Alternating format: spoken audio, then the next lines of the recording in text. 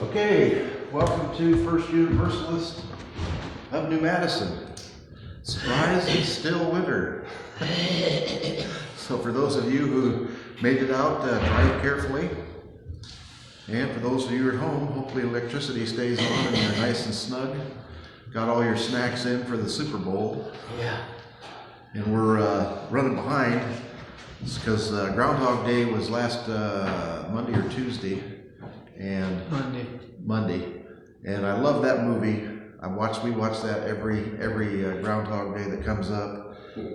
Bill Murray is the perfect cast member for that because he's kind of a grumpy, cynical, sourpuss anyway. So even though I don't really believe he changed by the end, it's still a miraculous recovery. And that being born again, doing the same thing over and over again, that's what we're going to talk about today. Do we have any announcements? No announcements.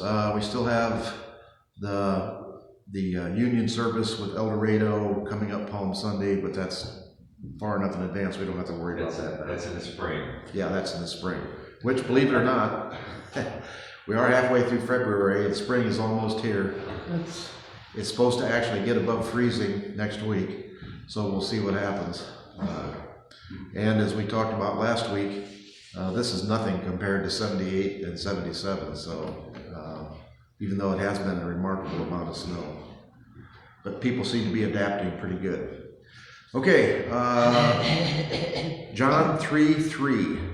Jesus answered him, "Truly, truly, I say to you, unless one is born again, he cannot see the kingdom of God." Born again. Oh, hi. You get here all right? Good. Yep. Our prelude is almost like being in love.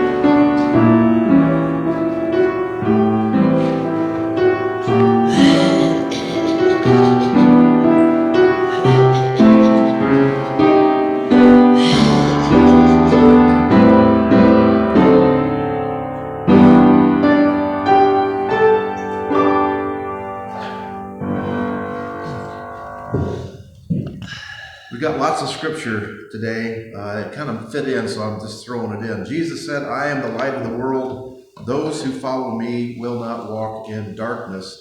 They will have the light of life."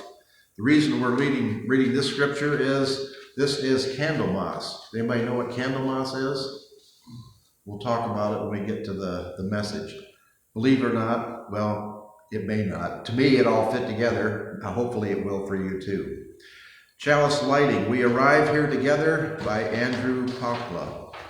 We arrive here together, travelers on life's journey, seekers of meaning, of love, of healing, of justice, of truth. The journey is long, and joy and woe accompany us at every step. None is born that does not die. None feels pleasure that does not also feel pain. The tear has not yet dried on the cheek, but the lips curve sweetly in a smile. Numerous are our origins, our paths, and our destinations, and yet, happily, our ways have joined together here today. Spirit of life, source of love, May our joining be a blessing. May it bring comfort to those who are in pain. May it bring hope to those who despair. May it bring peace to those who tremble in fear. May it bring wisdom and guidance for our journeys. And although this joining may be for just a moment in time, the moment is all we can ever be certain of. May we embrace this and every instant of our lives. Our opening hymn is 122, Sound Over All the Waters.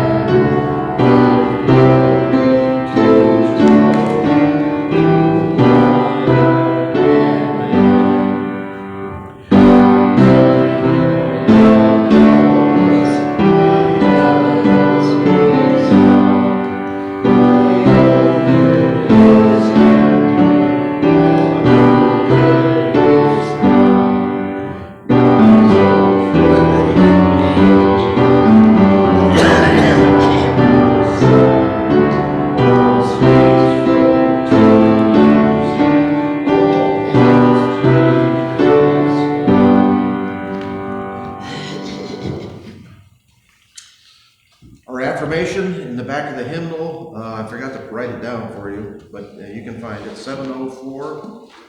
Go out into the highways and byways. Give the people something of your new vision. You may possess a small light, but uncover it, let it shine. Use it in order to bring more light and understanding to the hearts and minds of men and women. Give them not hell, but hope and courage. Preach the kindness and everlasting love of God. Those are words by John Murray. Joys and concerns?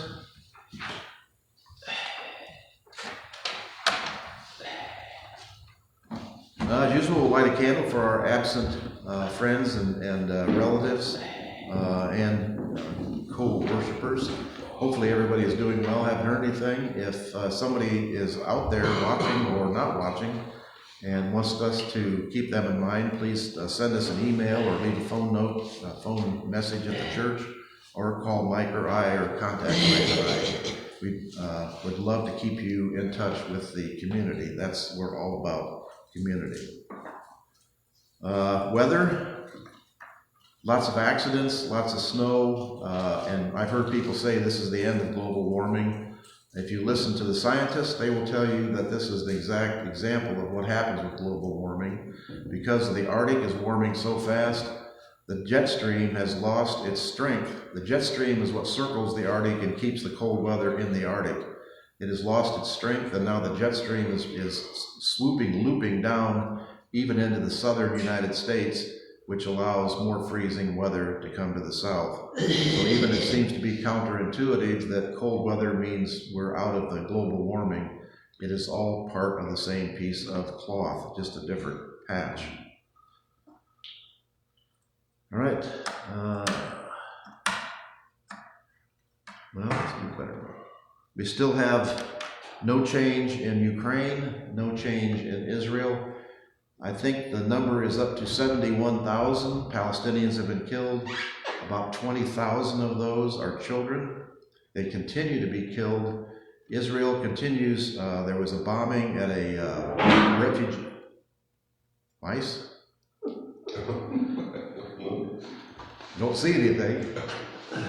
Bombing at a refugee camp. 5 or 6 children and some women and men were killed. They sent the ambulance there, and the Israelis bombed it again and killed the 2 paramedics that came to rescue the people that were there. The stories that are going on, I told you last week, and there's more proof that they have recruited the settlers into the IDF, given them IDF uniforms and weapons, and they are terrorizing the Palestinians. They are uprooting their trees. The latest thing I heard was they are now spraying the border in Lebanon with glyphosate, with Roundup, to kill, just like Agent Orange in Vietnam. And they're not just spraying the border like 500 feet, they're spraying a mile or 2 into Lebanon, killing all the crops, killing all the trees. They are basically doing a full-out ground war on Lebanon, who hasn't even been involved up to now. So we light our candle in continuous hope that something improves in Palestine. Ukraine, the Russians are bombing now. They are specifically targeting the generating plants, as I told you before. Ukraine has got a modern system. They heat water in a few central plants and pipe that water, hot water, to all the apartment complexes. So each apartment doesn't have its own boiler. Each apartment building does not have its own boiler. It all comes from a central location. So when the Russians bomb that central location, now almost 50% of the people in the Ukraine are without heat or electricity, and the temperatures are running below 0 there like they are here. So the stress and strain is unbelievable. And yet the Ukrainians, a brave, loyal, tenacious people, none of them, well, I'm sure there are some, but they as a people are not begging for peace. They're not saying give Russia what they want, just quit bombing us. They're saying we are in this to the end, and I think it behooves us to stay with the Ukrainian people like the Europeans are. That's just my personal opinion. All right, anything else? I guess we could mention the tragedy in Arizona, the 80-some-year-old woman missing, and still no answers after 5 or 6 days. Very confusing. Supposedly the ransom notes are coming to the TV stations instead of the family. Nobody seems to know what's going on here. And the sad thing is, I think the sheriff's department or the police department seemed to discount it as maybe she had wandered off at the beginning. The news crew the next day had to point out that there was blood on the steps outside the house. The police didn't even see that. And then they did DNA test, and it is her blood, which is not a good sign. If her blood is down there for 80-some years old, that's not a good sign at all. So our hopes and prayers and thoughts go with that family, and hopefully that will be resolved in a positive way. Traffic accident in Darke County last night, I think it was, or yesterday afternoon. There were 3 kids in an accident. I think they're all alive. So 18 years old or 17 years old, you have to learn how to drive on snow. Just because the guy behind you has a 4-wheel drive giant truck and wants to go 60 miles an hour, make him pass you. Don't let him push you. Drive where you're comfortable. 35 or 40 is fine when the roads have, and I don't care if there's a little asphalt strip down the middle, if there's snow on both sides. If you come around a curve and the snow is blown over the road, you'll slide right off the road, which is, I think, what happened to these kids. Okay, children's story. That kind of goes with the light thing. We'll see if it'll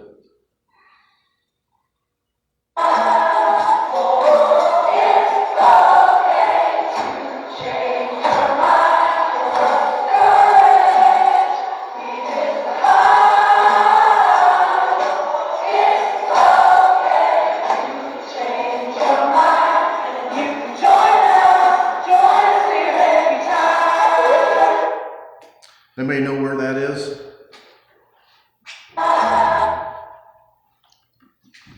That is in Minneapolis, Minnesota. You know what building that's in front of?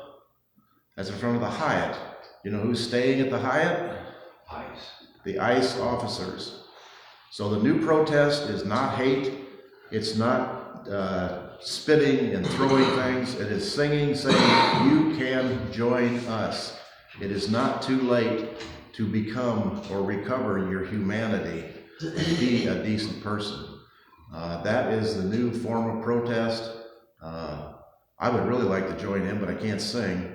But if there was somebody who could sing, I'm sure I could be a filler in the back. So we're going to attempt to do that in the future. It's called singing resistance. Singing resistance, or resistance singing, whichever. But that is the new approach. And it's hard to say, it's hard for anyone to say these are violent left-wing extremists when they're singing, join us and be peaceful. Okay, we're up there. Groundhog Day. In history, people needed a break between New Year's, our last vacation, our last holiday, and Easter, our next holiday. And this is the church holidays. So they came up with, and this is years and years ago in the 1500s, a date called Candlemas. Candlemas means just what it says, a mass of candles. They bring out, and I don't think I had a picture, but I lost it. It's traditional for the clergy to bless and distribute candles needed for the winter period. The candles represented both how long and how cold the winter would be. The larger the candle, the more cold it was going to be, and the longer the candle, the longer the period was going to be without light, without heat. So it was another, and if you know some of these European countries where the Catholic Church was very strong, there were like 200 Christian celebration days. People's lives were pretty poor and pretty monotonous, so the church day of festival made a real break in their lives, and so they kept adding them and adding them and adding them. But it was the Germans, naturally, who first expanded on the concept by choosing animals as a means of predicting the weather. It started out with Candlemas and the priest using the candles to tell you how long winter was going to be. The Germans said, oh, what do the priests know? We need to go to something with real knowledge of the nature environment that we live in, animals. So the formula goes, sonst sinkt der Dachs in der lichten Woche, so geht auf der Woche wieder zu lachen. Which means if the badger comes out and sees his shadow, that's 6 more weeks that the badger will be in his burrow, in his hibernation. They used dachs, which is a badger, was the first animal they used as badgers. Actually, what they call it, if the badger sunbathes during Candlemas week, 4 more weeks, he will be back in his hole. Originally, the weather predicting animal varied by region and could be a badger, a fox, or even a bear. When bears grew scarce, actually when badgers and foxes grew scarce, the lore became altered and a hedgehog was chosen instead. The scarcity of badgers and hedgehogs needed a replacement. Bears were plentiful and conveniently hibernated, but as you can imagine, there were some problems when they were rudely awakened and pulled out of their dens. So they gave up with bears and went to the groundhog or woodchuck. And that was substituted when the Germans came to America. Groundhog Day was not celebrated until the Germans came here and they couldn't find any hedgehogs. They didn't want to use bears, so they picked up the woodchuck. Groundhog Day with Bill Murray, a cynical weatherman trapped in an endless repeating time loop, the same day over and over, only his actions can change. Let's see. Oh, I've got another little bit of history. I think I'll get to that in a minute. He starts childlike, taking advantage of no consequences by acquiring cars, money, and girlfriends. Soon, which is hard to tell in the movie how long this period lasts, because he has lots of cars, lots of money, and lots of girlfriends, and he changes costumes and just pretty much does whatever he wants to do with no consequences. But soon, He becomes depressed, and then to the third stage, self-improvement, fulfillment. In real life, we do repeat some experiences over and over, like uncontrollable deja vu. Personal interactions, difference of opinion, raising anxieties, pushing buttons, thwarting determination not to raise your voice. Bill Murray in the movie became depressed and tried to kill himself, which is pretty amazing, and that's where the original picture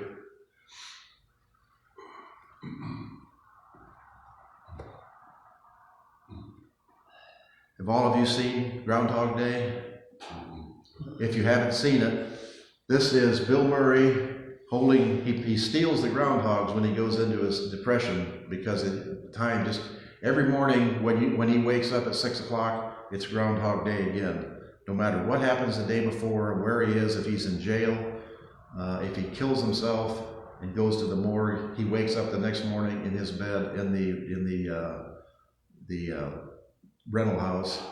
It's exactly 6 o'clock in the morning, and the same music is playing on the radio. It's Groundhog Day all over again, and he relives. Everybody else follows through. Everybody else does exactly the same thing. Bill Murray can change his, and the other people have to react to him. So that's part of the comedy.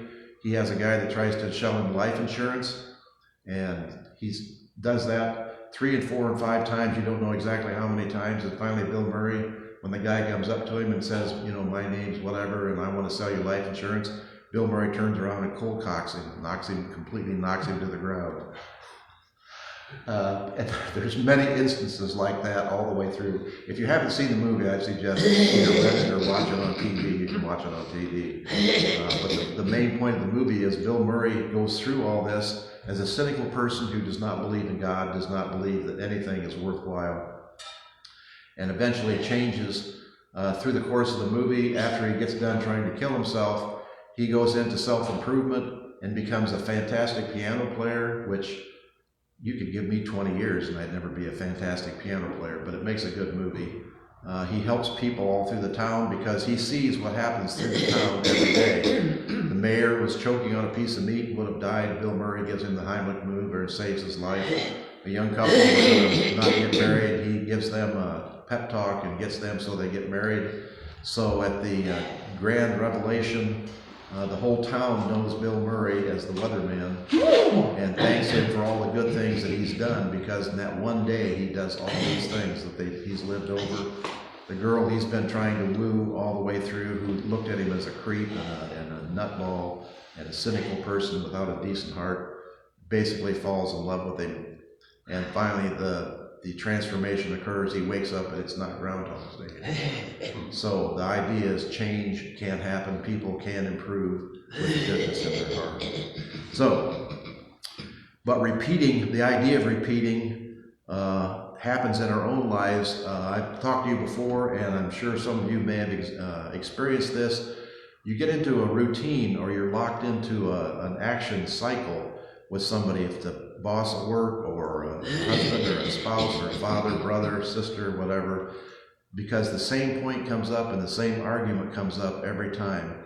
And it's like you go through a cycle. Your buttons get pushed and your voice gets higher, and you say, I'm never going to do that again. I'm never going to get mad again. I'm not going to argue with them. This is what it is. And then the same thing happens again, and you end up in the same place again. It repeats itself over and over in a never-ending loop, and even though you're trying and trying, you don't seem to be able to get out of that loop. But repetition does have a value. If you want to learn new skills, anybody who's proficient in sports, practice, because there's a thing called muscle memory. You can't think about how to do a golf swing or a tennis swing, or you can't think about how to do a surgical operation. You have to practice doing it, because pretty soon your muscles is like shifting a standard shift car. You don't think about what you're doing. It becomes automatic, and you just do it without thinking. When you start to think about it, it gets complicated and harder. It's harder to do it if you think about it. So that's the repeating things becomes as a good thing. So whether it's languages, whether it's reinforces memory and habits, whether it's a physical activity or mental activity, that can be a positive thing. Emotional processing, repeating experience can be a way to process unresolved emotions or trauma. That's the whole thing about talk therapy. When traumatized people go through and talk to someone who can guide them, and there's a difference, as we all know, between being a friend and telling them what they should do, and being a therapist and asking them or helping them find out what they should do.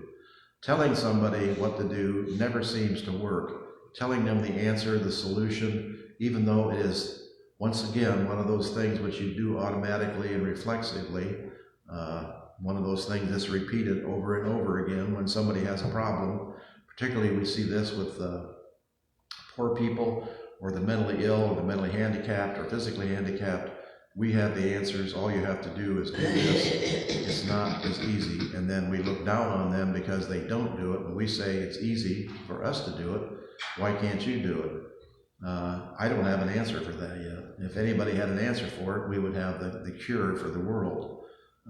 So we're still looking for that. But we have found out along this time that telling them what to do is not the answer. That, I guess I would consider that the conservative approach. My way or the highway. This is what you do. If you don't do it, you're out in the street. We aren't going to give you any money. We're not going to give you food money. We're not going to give you medical money. We're not going to allow you in the country. There's a real sense which is totally anti-Christian. I don't care whether you're a Christian or a Buddhist or a Jain or any other religion. All religions have at their heart a sense of responsibility for other people, a sense of responsibility for civilization. That is what keeps civilization going. And we have to ask ourselves, how did Christianity become so prominent in the world? What is it that made Christianity one of the most vibrant religions out of all the religions in the world? And I think it is that sense of Christ telling people to care for the poor, to care for the sick, to give to the other people. That's where we came to.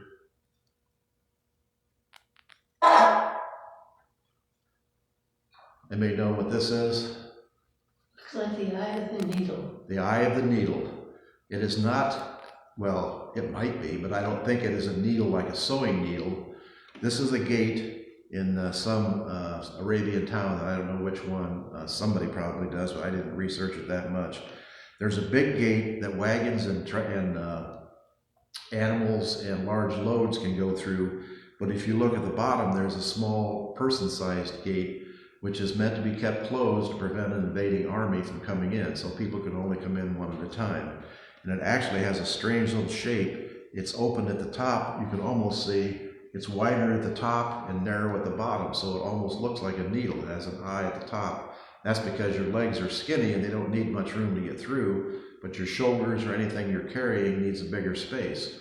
So when Christ said it's easier for a rich man to get into heaven than it is for the camel to get through the eye of a needle, that's what they were talking. The camel, it cannot get through the eye of the needle. One of Christ's fundamental teachings, he said to the rich man, I think I've got a quote in here somewhere, we'll find it, if you want to go to heaven, give away your money. If you follow the path of riches, and that applies just as much today, and we all know this intuitively. Kids seem to know this, but we can't seem to hang on to it. We as a country now are worshiping wealth. We're telling people when they're rich, they must be rich because they're smarter. They must be rich because they're better fitted to succeed in capitalism. And all they're succeeding at is taking money away from poor people. So we're going to talk about that a little bit too. All right, patterns in life. Recognizing and breaking free from patterns can lead to personal growth and change, as it helps individuals confront and address underlying beliefs and fears. Rote behavior in emotional situations tempers flare. And I'm not sure what the answer is there. As I said, and I do this continually, I'm not going to have this response again, and yet it automatically seems to pop up. I'm sure there is a way to control that.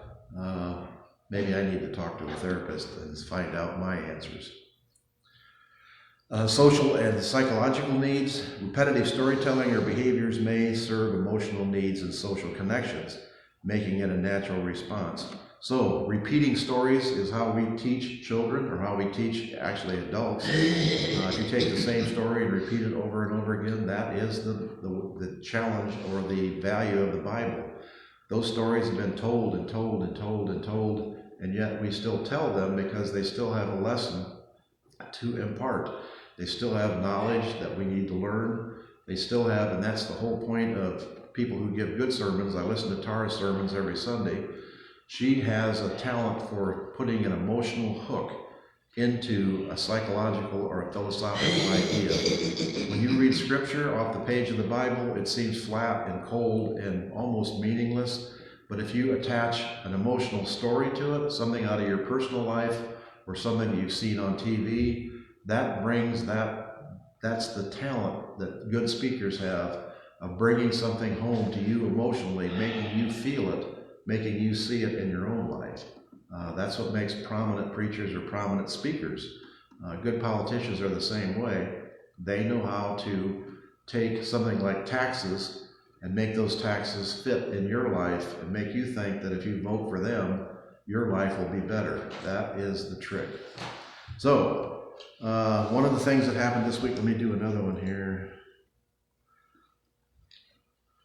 This is just, I ran across this and it technically doesn't fit, but it's what I want to push all the time. Those who look for the bad in people will surely find it. That is my criticism, my critique of conservatives, is they continually are looking for the bad in people and they will always find it. I'm not saying there is not bad in people, but I'm saying if that's all you're looking for, you will definitely find it.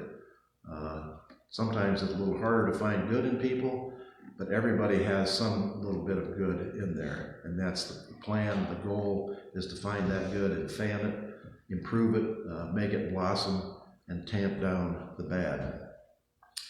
Right, most of you have heard this week, we didn't do it on Joys and Concerns, the Washington Post, they fired 300 out of their 800 employees. They've completely eliminated the book department. They've completely eliminated the sports department, which is pretty incredible. And what is this? The conditions of the Washington Post? It was bought by Jeff Bezos, the founder of Amazon, a billionaire, one of the richest people in the country. Bought the Washington Post in 2019, said he was going to revitalize it and make it a living, breathing, functional newspaper again, because all newspapers, as we all know, are having trouble because nobody reads the newspaper anymore. People get all their information from social media, and we have struggled with that and still have not found an answer for that. Even the free newspapers are having a hard time of it because people don't read them enough. That's here in Darke County. There's the free paper that comes out on Saturday, and there's a subscription paper that you can buy that you can get all the time, and it's dying on the vine. They're laying off reporters. The Palladium item in Richmond used to be 8 or 10 pages thick when we moved here 25 years ago. They had a big office in downtown Richmond, was a Richmond paper. Now it's been bought out by Gannett, and it's basically a mirror of the Indianapolis Star, which is a mirror of the whatever Baltimore paper that Gannett owns. And what happens when you have giant multimedia people who own little things? They do that to their own welcome, to fit their own pocketbook. You would think if you had $1 billion, you would be pretty much independent of what goes on. That does not seem to be the business. Jeff Bezos wanted his dealings with the government to be positive. So when Trump said, "I don't like you doing this, I don't like you doing that," Jeff Bezos told the Washington Post, during the last election, they had plans on the opinion page to endorse Kamala Harris, the Democratic candidate for president. Bezos said, "You can't do that. You can't endorse anybody." He didn't say you have to endorse Trump, but he said you can't endorse anybody. He's taking control of that paper to protect his personal income. And that is, as we talked before, and I'll talk about this again, what happened to Rome, what caused the fall of Rome. You've heard me pontificate on this before. When rich people got richer and richer and richer, when Rome started out, nobody was rich, everybody was a citizen. The citizens were in the army, the citizens did the fighting for Rome and then went back to being citizens again. When people got richer and richer, owned more property, owned more slaves, Rome conquered more countries, took more slaves, and took more stuff. Capitalism, even in its infancy, those people got richer, and then they were not willing to serve in the army, so they hired somebody else to serve in the army. As the civilization got richer, there were fewer and fewer people who wanted to serve in the army to be a citizen. So they started hiring mercenaries from Germany, from Spain, from Northern Africa, and pretty soon the rich people said, we don't care what happens to the rest of the country as long as we have what we need in our little villa in Pompeii or wherever it was. And then pretty soon the civilization fell apart because you can't hire people to do things, and you can't please the rich people and their infinite desire for things and still have a functioning society. You have to provide food, health, housing, transportation for all the people that inhabit the population. They all have to be supported. It's like they talk about the syllogism or the simile of rising tide raises all boats. You have to raise all the boats. You can't be floating above everybody else and have the civilization continue. So Jeff Bezos, at that time in 2013, his motto was, does anybody know? Democracy dies in the dark. Democracy dies in the dark. That's the flag post or the flag heading that Jeff Bezos wanted people to know when he bought the Washington Post, with the idea of revitalizing democracy, shining a light on all the dark corners. We see what has happened. Experience demands that man is the only animal which devours his own kind. For I can apply no milder term to the general prey of the rich on the poor. Experience demands that man is the only animal which devours his own kind, for I can apply no milder term to the general prey of the rich on the poor. Thomas Jefferson. And like all the founding fathers, incredibly insightful and intelligent in some ways, and yet unable to overcome their human failings. George Washington owned slaves, Thomas Jefferson owned slaves. They all said slavery was a bad thing. When I die, free my slaves. Not free my slaves now. When I die, free my slaves. And some did and some didn't. They knew that their inheritors, George Washington's wife, he knew she wasn't going to sell all the slaves because they did all the work on the plantation. So it took an actual civil war. It took Abraham Lincoln to actually free the slaves. And we all knew, everybody knew slavery, no matter how much they twisted and turned and looked for solace in the Bible and created biblical scriptures about how slavery was a benefit to the slaves, how it taught them Christianity, how it taught them how to read and write, etc., etc. Everybody knows, and everybody knows, that slavery is not a good thing. And it's one of those instinctual things. It's kind of like brothers and sisters getting married. Everybody knows that's not a good thing. You don't have to be told that. You just know that instinctively. And yet there are some perverse people who consider to still do that, still take advantage of children, still want to have slaves, and that is what we fight against. That is what religion fights against. So what is the point of the Bible? We'll do Matthew 19, verse 23 and 24. Jesus said to his disciples, "Truly I tell you, it is harder for someone who is rich to enter the kingdom of heaven. Again, I tell you, it is easier for a camel to go through the eye of a needle than for someone who is rich to enter the kingdom of God." We look at, and we talk about the elites and what has happened in this country. You've got Bezos with Amazon, Apple Computers with Tim Cook, Facebook with Mark Zuckerberg, Tesla with Elon Musk. All of these people are billionaires, and all of them have done what? Have any of them stood up for democracy? Have any of them stood up and said what is going in the government is going in the wrong direction? Every one of them in their particular business has buckled or mounted the Trump train and follows along with everything that Trump wants. And we all know that this man is crazier than a bed bug. I mean, I don't know whether it is some kind of dementia that is a physical thing or a physiological thing that happens with old age, or whether it is an inherited gene. But we are to the place now where he has said, well, he put the caricature of the black president and his wife as monkeys, and then said he didn't see it and he's not going to apologize for it. He said he would give New York the money to put the tunnel under the Hudson River if they would put his name on the train station and on Dulles Airport. That was the trade. You put my name on it and you can have your money. And then when they asked him about it, he said, no, that wasn't my idea. The senator from New York, he's the one that proposed that. He's saying things now that are completely off the realm of possibility. Nobody believes what he says. And yet, Bezos, Tim Cook, Zuckerberg, Elon Musk, they all go right along and say, yeah, that's exactly what he said. That's what he's doing. He sent people to Atlanta, Georgia, to take all the ballots from 5 years ago that have been run through 3 times and examined physically, each ballot examined physically. That was a true response, a true thing. And the question is, what happens if we have an election in 26 and the Congress changes, the legislature and Senate change to Democratic control? Are they going to allow that to take place?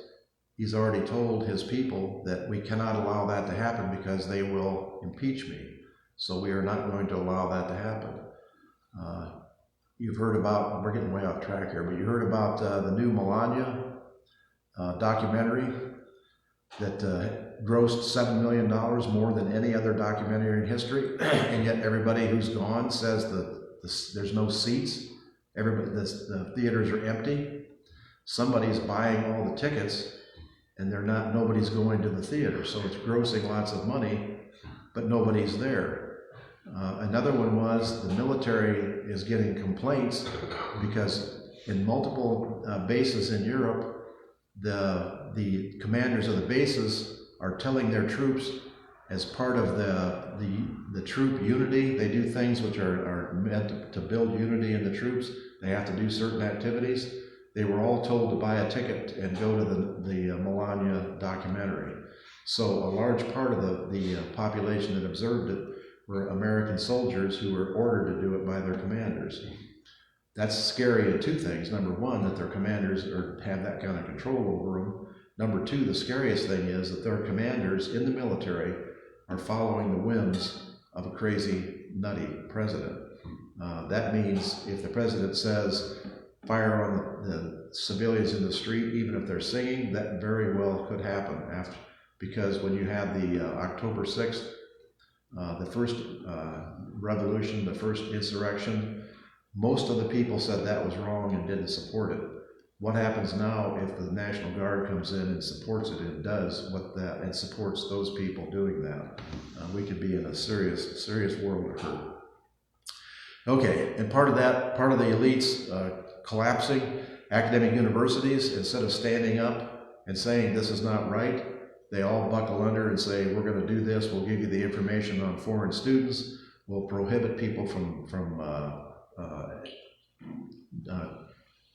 working against Israel as a country, from demonstrating against Israel, one after another. They even pay fines to the government, as been requested. Law firms and judges, the bulwark and the backstop for legality in the United States. Law firms, when threatened, they say, oh yeah, we'll do all this work for you for free if you let us go ahead and participate in these cases. Judges are being forced to retire because they don't give the right answers. Media companies, oh man, we could go through this forever. People who criticize the president on TV, on comedy shows, are being told their shows are being canceled. They try to cancel them, sometimes they come back. Colbert's is actually being canceled, supposedly for financial reasons. We all know what the real reason is. It goes on and on. Civil government, states and cities. Washington, D.C., the mayor of D.C. said she would cooperate with ICE and the National Guard to save the city even more problems and difficulties. My hat goes off to Minneapolis and Minnesota. They are standing up and saying, even though they are now being investigated, the governor of Minnesota is being investigated, the mayor of Minneapolis is being investigated. You know who is not being investigated? The men who killed those two civilians who were not even, the one was demonstrating, the other was just trying to get out of the situation and get away in their car.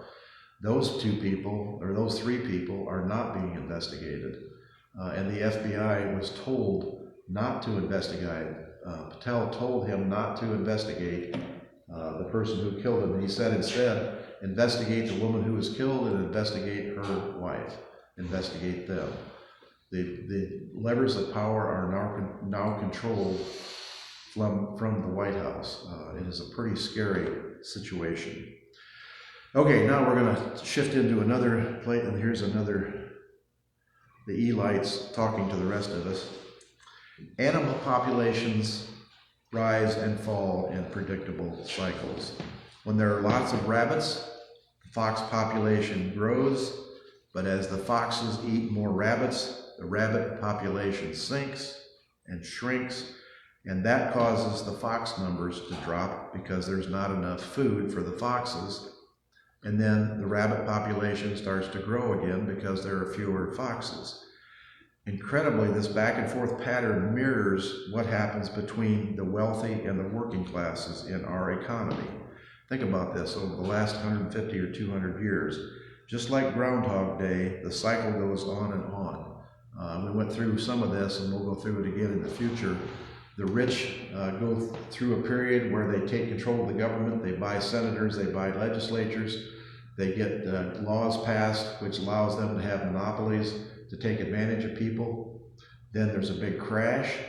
The people come out and say, we want to get rid of those things. So you have things like the New Deal, where you have workers' rights, where you have unions, where you have medical care, where you have Social Security, where you have retirement benefits, all the things that we look at as the promise of democracy and the advantage of democracy.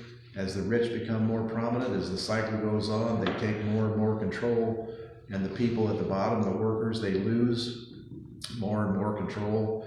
Only 5 or 6% of the population are now unionized. They're talking about even making every state right to work, which means you can be, as an employee, you don't have, the union can bargain to get your wages, but you don't have to pay union dues. That's going to kill the union because most people aren't loyal enough to pay dues if they can get their wages without paying dues. So all this is just one example. Banking laws are going to be relaxed. Laws on monopolies are going to be relaxed. The rich are going to take control, which leads to inevitably a crash. And the cycle is poor people, hopefully, we never know because we'll have to see whether this cycle will continue. But it's just like Groundhog Day, the cycle goes on and on, just like the foxes and the rabbits. Right now we are, when the foxes are taking control, we'll have to see if we, the rabbits, can resurge afterwards. Okay, we're out of time too. Comments, questions, requests for future studies? Probably Valentine's Day will be coming up. Okay, offering. Let's see. We're going to hear "Lay Down My Sword and Shield." If you have somebody contribute, please do.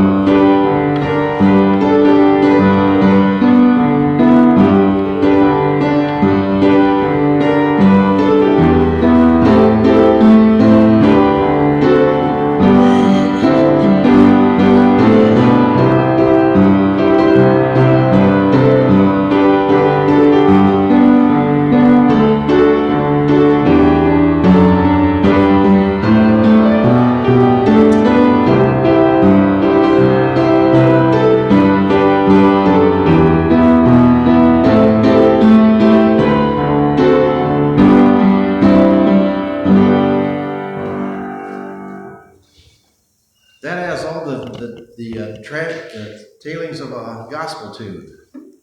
Yeah, I didn't think we could sing it, so I just decided. Yes, that's good.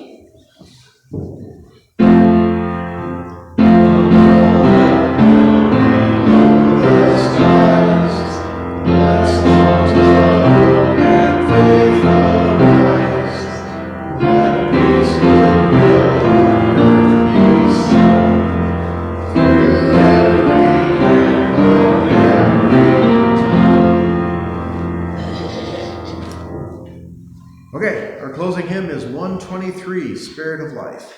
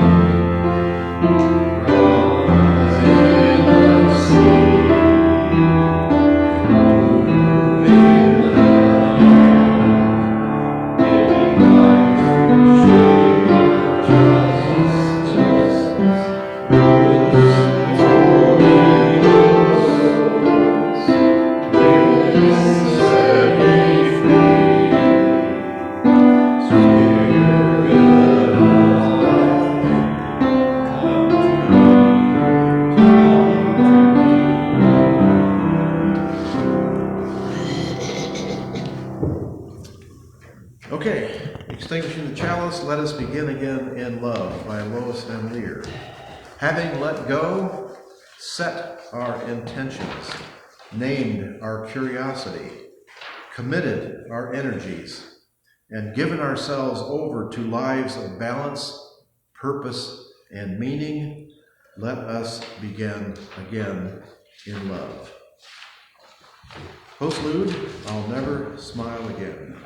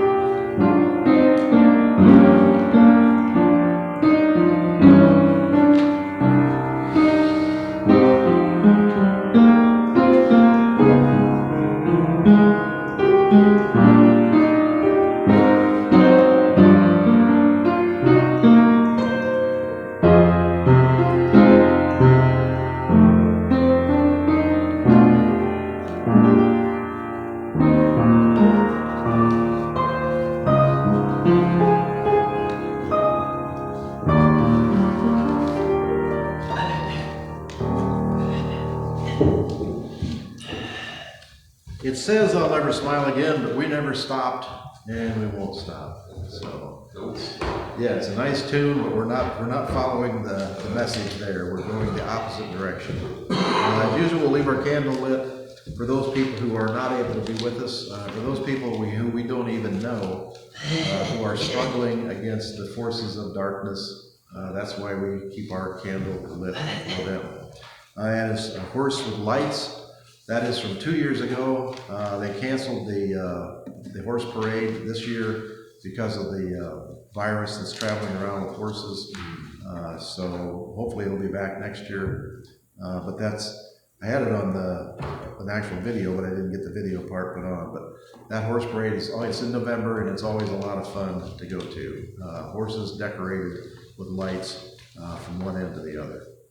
All right, there's donuts, coffee. Have a good day. Hopefully you're all socked in for the Super Bowl. And after studying the politics of the Super Bowl, I'm now a Seattle fan. That woman the owner of the Seattle Seahawks gives away thousands and thousands and thousands of dollars for charity as a Democratic supporter. The guy who owns the New England is a Trump supporter. So for no other reason than that. Let's make the Super Bowl political. Yes, let's make the Super Bowl. Let's see what Bad Bunny does. Yes. See what Bad Bunny does. Let's not even get started on Bad Bunny. Kid Rock, did we throw this in? Oh, God. Kid Rock is going to be doing the alternative. Oh, Has anybody seen the lyrics of his song from 15 years ago? it's nasty. Have you heard about this? I heard that they had an alternative. That's the alternative thing. And the Yeah. lyrics of his song, Kid Rock's song, are, I prefer younger girls. What's statutory is what he called it. If you want to see the lyrics, I'll pull them up for you. This is a song from Kid Rock's, I want the younger girls, I want the statutory. And this is the guy who's going to be leading the Christian alternative to Bad Bunny. So hypocrisy reigns supreme. Cecil said that she was watching last week and got no sound. I forgot to put the microphone on. Oh, okay. So she should be. She should hear it this She week. should hear. Yeah. Okay. I had trouble hooking up the computer, and I was screwing around with that. You know, the other thing I heard about the camel getting through the irony, is that he could get through if he went on his knees. Well, I'm not sure you could, but that's a good. Yeah, That's a good- that's a good sermon that I metaphor. heard sometime, Yes. you know. That's a good metaphor. I like Uh-huh. that. Yep. Anyway. You saw the key shape. Yeah, I yeah. don't think he goes to his knees, but I like the metaphor of the idea Yeah, that yeah. a rich man Yeah. gives up some of his pride. Lloyd, did you get the money from last week?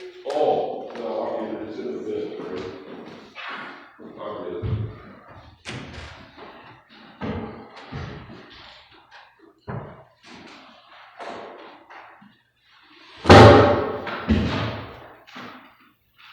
I mean, I'm just saying, the book I carry around about bulletins. This, anybody wants to look at it, it's a true copy, but there is a roadside restaurant 75 South coming, I think it's around,